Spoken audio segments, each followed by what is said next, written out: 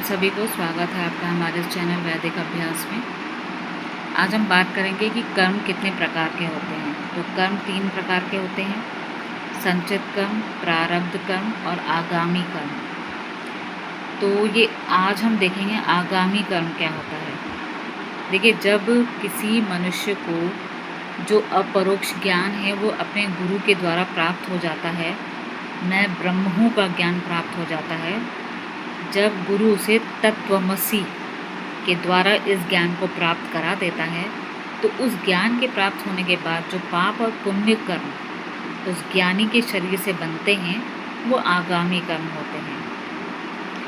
तो वैसे तो यही एक्सपेक्ट किया जाता है कि जो ज्ञानी पुरुष है वो सदैव परोपकार और पुण्य कर्म ही करे, किंतु जब उसमें आसक्ति और वासना जब बहुत ज़्यादा हो जाती है और वो पाप कर्म में लिप्त हो जाता है अपने शरीर के द्वारा, तो वह पुनः पतित हो जाता है।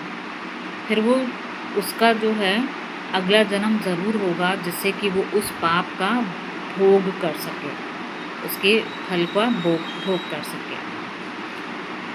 तो ये आवश्यक है कि भले ही अपरोक्ष ज्ञान हमें प्राप्त हो जाए, किंतु हमें अपने भीतर जो पड़ा हुआ वासना है या आसक्ति है उसका बीज नष्ट करना होगा, क्योंकि जब हम उस बीज को नष्ट करेंगे तब हम निर्बीज समाधि को प्राप्त कर सकते हैं और तभी हमारा जीवन सही मायने में पुण्य की तरफ बढ़ेगा।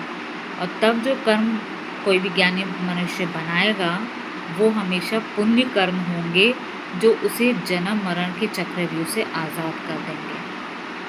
तो हमेशा ध्यान रखिएगा, भले ही आपको अपरोक्ष ज्ञान प्राप्त हो जाए, किंतु जब वासनाएं आपके भीतर रहेंगी, आसक्ति रहेगी, तो ये समझ लीजिएगा या ये आपको ज्ञान होना चाहिए कि यदि ये दोनों मेरे भीतर हैं तो मुझे अवश्य ही मेरे जो आगामी कर्म हैं उनमें कोई ना कोई त्रुटि रह जाएगी।